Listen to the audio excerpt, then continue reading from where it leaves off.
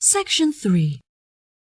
You will hear Tim and Jenny, 2 students, talking about their geography assessment. First, you'll have some time to look at questions 21 to 25.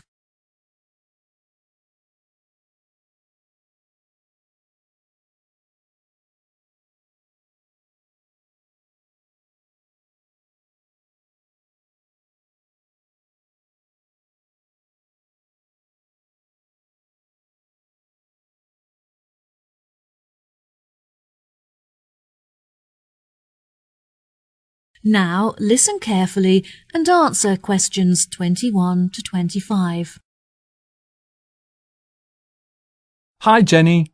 Hi, Tim. How are you doing? I'm okay, but I'm really stressed out about our geography assessment next week. Have you done any work on it yet? I've looked at it a little bit, but it would be helpful to discuss it with someone else. Do you want to chat about it with me? That would be great. Do you know what the rules are for the test?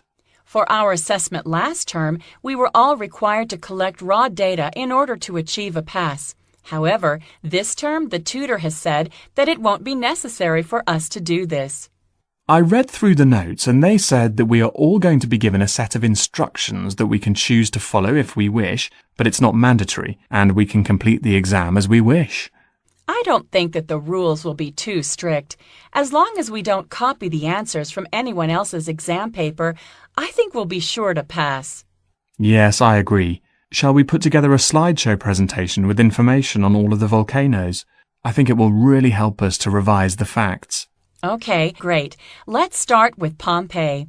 It's the most well-known of all the volcanoes, so it should be easy to find lots of information about it online. I'll avoid including some of the images in the presentation, as many people were killed, and some of them can be quite disturbing. We're lucky to have a double free period today, so we will have plenty of time to revise this together. Okay, next up is Mount Fago. This is an ancient mythical volcano, the location of which is unclear. There are mountainous regions in both Mexico and the USA, both of which are rumored to be the site of this volcano. It's not very scientific to list 2 separate locations for one volcano, but since no one has been able to prove which is the correct one, we're left with no choice. It's interesting that there is no other example of a volcano in existence today that is surrounded by so much mystery. Absolutely. I think we should include some information about Mount Etna in Sicily, which is famous for the stunning panoramas that one can appreciate from its peak. According to Google, it's a relatively new volcano compared to others in the surrounding region, which may be why it has very few of the features found in older volcanoes. Oh, how interesting. Shall we include information on Mount Hurton? I don't think that any of the other students have carried out much research into it, even though it has a lot of unique features. I think we should leave it out. Since it's a man-made volcano, it's not that relevant to our syllabus, and probably won't be included in any of the exam questions. Before you hear the rest of the conversation, you have some time to look at questions 26 to 30.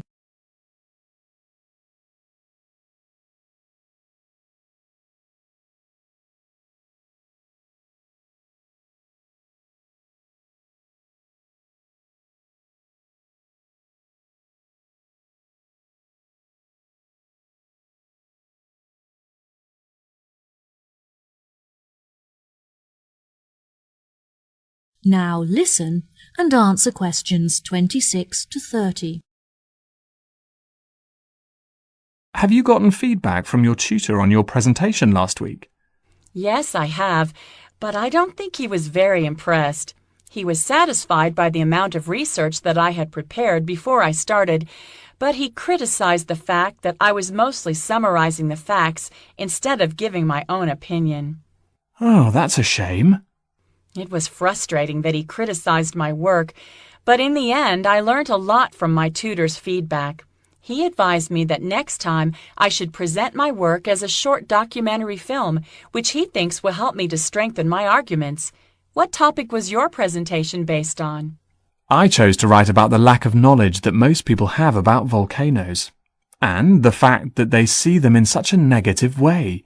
During documentaries and lectures, the scientific experts often neglect to mention the many positive features that volcanoes possess. That sounds really interesting. Well done. I think everyone enjoyed watching, but I was really nervous about talking in front of an audience. I also felt very underprepared, since I didn't finish writing the presentation until the night before, and therefore had no time to rehearse it. I'm sure it was great. Is there any other information that you think we should include in our slideshow for revision?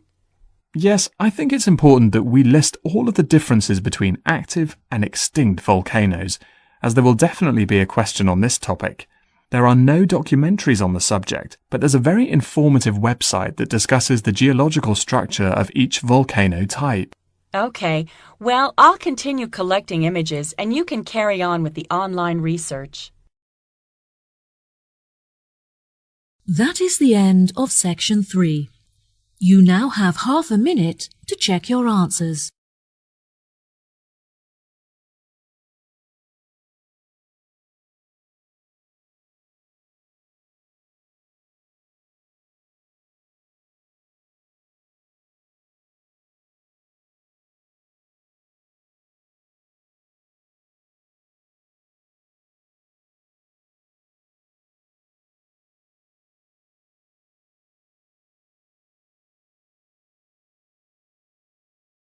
Now turn to section 4.